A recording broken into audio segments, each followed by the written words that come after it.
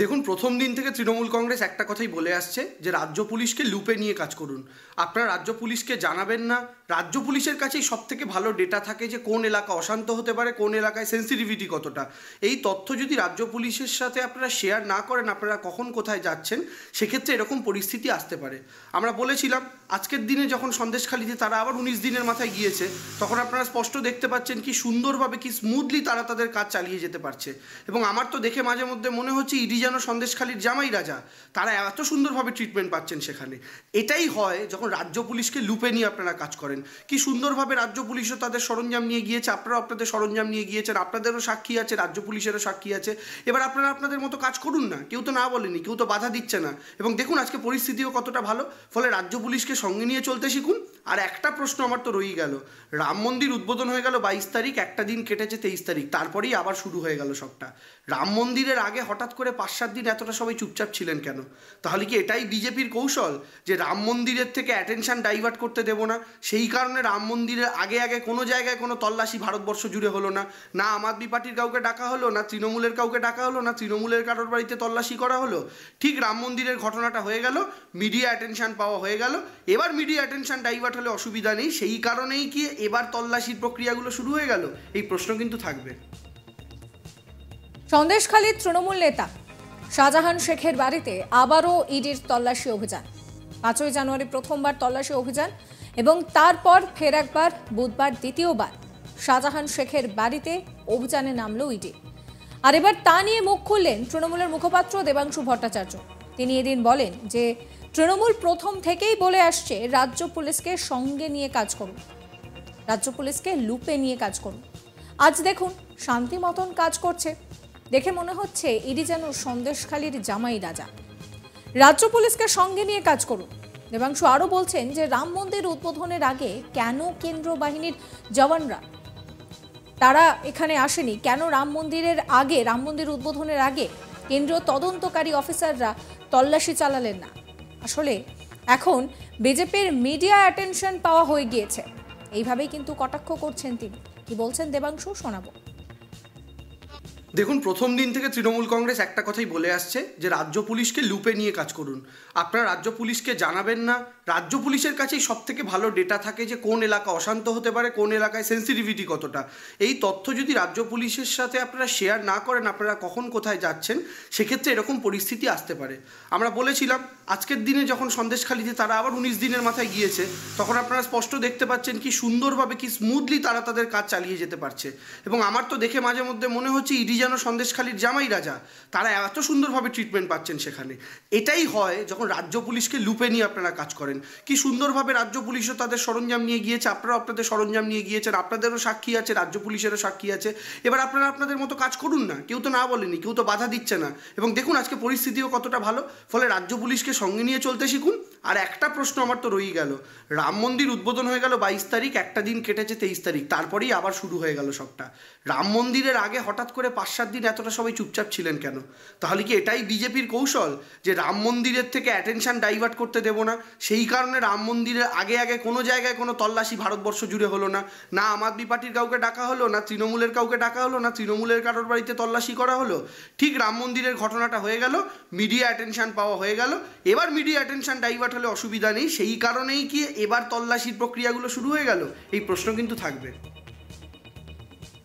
প্রসঙ্গত শেখ শাহজাহানের বাড়িতে ইডি আধিকারিকের তল্লাশি। বুধবার সেই তল্লাশি শুরু হয়।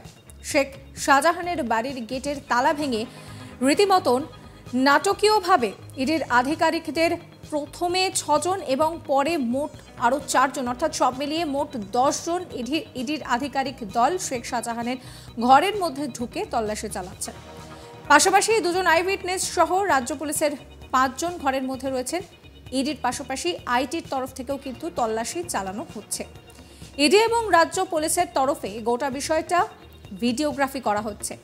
মোট 22টি গাড়ি করে ইডি এবং কেন্দ্রীয় বাহিনীর জওয়ানরা সকালবেলায় ঘটনাস্থলে পৌঁছান। 125 জন কেন্দ্রীয় বাহিনীর জওয়ান রয়েছেন। বুধবার সকালে শেখ শাহজাহানের বাড়িতে ফের হানা দেয় ইডির আধিকারিকরা। এদিন বিশাল কনভয় নিয়ে সন্দেশখালীতে শেখ শাহজাহানের বাড়িতে হানা দেয় ইডি, সঙ্গে ছিল কেন্দ্রীয় বাহিনীর জওয়ানরা। এদিকে 19 দিন হয়ে গেল এখনো অধরা সন্দেশখালীর বেতাজ বাদশা। ইডির ওপর হামলার পর প্রায় 3 সপ্তাহ হতে চলল, কিন্তু এখনো ধরা পড়েনি অভিযুক্ত সন্দেশখালীর দাপুটে তৃণমূল নেতা শেখ শাহজাহান। গত 5ই জানুয়ারি কেন্দ্রীয় তদন্ত সংস্থার কর্মকর্তারা যখন সেখানে অভিযান চালান, উত্তর 24 পরগনার সন্দেশখালীতে তৃণমূল নেতা শেখ শাহজাহানের বাড়িতে হানা দিতে গিয়ে স্থানীয় বাসিন্দাদের তীব্র প্রতিবাদের মুখে পড়তে হয়েছিল তদন্তকারী অফিসারদের। এমনকি ইডির অফিসারদের মারধর করা হয় বলেও অভিযোগ সামনে এসেছে। মাথা ফাটিয়ে দেওয়া হয় মেরে, ভাঙচুর করা হয় বেশ কয়েকটা গাড়িতে। অভিযানে বেরিয়ে এই ধরনের বাধার মুখে রাজ্যে প্রথমবার এই ধরনের বাধার মুখে পড়ল ইডি। জানা গিয়েছে শুক্রবার 5ই জানুয়ারি রেশন বন্টন দুর্নীতি মামলায় অভিযুক্ত তৃণমূল নেতা শাহজাহান শেখের বাড়িতে হানা দেন ইডির আধিকারিকরা। শুক্রবার ঘড়ির কাঁটায় তখন 6:30, তবে সেই বাড়ি তালাবন্ধ ছিল। অনেকক্ষণ ডাকাডাকির পরেও কারো সাড়া মেলেনি। প্রায় 1 ঘন্টা অপেক্ষার পর সেই বাড়ির তালা ভাঙার চেষ্টা করেন ইডির আধিকারিকরা। তখনই ঘটে যায় বিপত্তি। অভিযোগ, নিজেদের তৃণমূল কর্মী পরিচয় দিয়ে শেখ শাহজাহানের বাড়ির তালা ভাঙার সময় তাদেরকে বাধা দেওয়া হয়। ইডির অফিসারদের ঘিরে রীতিমতন বিক্ষোভ দেখাতে শুরু করেন তারা। এরপর পরিস্থিতি বুঝে পিছু হটেন ইডির অফিসাররা, কিন্তু বিক্ষুব্ধ জনতা এরপরও রণে ভঙ্গ দেয়নি। ইট পাটকেল হাতে তারা রাস্তায় নেমে পড়েন। কয়েকটি রাস্তা অবরোধ করা হয়, টায়ারে আগুন ধরিয়ে বিক্ষোভ দেওয়া হয় এবং সেই বিক্ষোভ দেখানোর অভিযোগ উঠেছে তৃণমূলের কয়েকজনের তরফে। বেশ কয়েকটি গাড়িতেও ভাঙচুর চালানো হয়েছে। পুরো এলাকা কার্যত রণক্ষেত্রের আকার ধারণ করে। আক্রান্ত হন বিভিন্ন সংবাদ মাধ্যমের কর্মীরাও। গোটা বিষয়টা স্থানীয় থানাকে জানিয়েছেন ইডির আধিকারিকরা। অর্থাৎ সব মিলিয়ে সেই 5ই জানুয়ারি থেকে কিন্তু পরিস্থিতি উত্তপ্ত হয়ে ওঠে।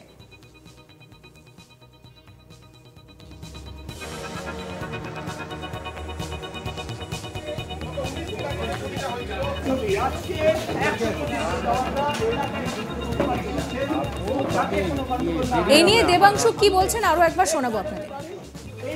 দেখুন, প্রথম দিন থেকে তৃণমূল কংগ্রেস একটা কথাই বলে আসছে যে রাজ্য পুলিশকে লুপে নিয়ে কাজ করুন।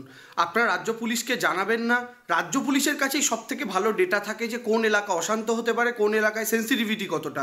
এই তথ্য যদি রাজ্য পুলিশের সাথে আপনারা শেয়ার না করেন, আপনারা কখন কোথায় যাচ্ছেন, সেক্ষেত্রে এরকম পরিস্থিতি আসতে পারে। আমরা বলেছিলাম আজকের দিনে যখন সন্দেশখালীতে তারা আবার 19 দিনের মাথায় গিয়েছে, তখন আপনারা স্পষ্ট দেখতে পাচ্ছেন কি সুন্দরভাবে, কি স্মুথলি তারা তাদের কাজ চালিয়ে যেতে পারছে। এবং আমার তো দেখে মাঝে মধ্যে মনে হচ্ছে ইডি যেন সন্দেশখালীর জামাই রাজা, তারা এত সুন্দরভাবে ট্রিটমেন্ট পাচ্ছেন সেখানে। এটাই হয় যখন রাজ্য পুলিশকে লুপে নিয়ে আপনারা কাজ করেন। কি সুন্দরভাবে রাজ্য পুলিশও তাদের সরঞ্জাম নিয়ে গিয়েছে, আপনারাও আপনাদের সরঞ্জাম নিয়ে গিয়েছেন, আপনাদেরও সাক্ষী আছে, রাজ্য পুলিশেরও সাক্ষী আছে। এবার আপনারা আপনাদের মতো কাজ করুন না, কেউ তো না বলেনি, কেউ তো বাধা দিচ্ছে না। এবং দেখুন আজকে পরিস্থিতিও কতটা ভালো, ফলে রাজ্য পুলিশকে সঙ্গে নিয়ে চলতে শিখুন।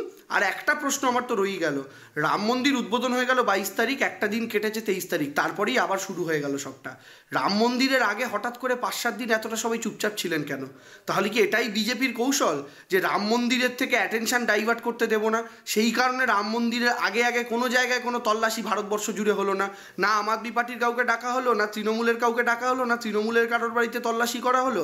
ঠিক রাম মন্দিরের ঘটনাটা হয়ে গেল, মিডিয়া অ্যাটেনশন পাওয়া হয়ে গেল। এবার মিডিয়া অ্যাটেনশন ডাইভার্ট হলে অসুবিধা নেই, সেই কারণেই কি এবার তল্লাশির প্রক্রিয়াগুলো শুরু হয়ে গেল? এই প্রশ্ন কিন্তু থাকবে। সমস্ত খবরের আপডেটের জন্য অবশ্যই সাবস্ক্রাইব করবেন আজ তাক বাংলার ইউটিউব চ্যানেলকে, ফলো করতে ভুলবেন না আজ তাক বাংলার হোয়াটসঅ্যাপ চ্যানেলও।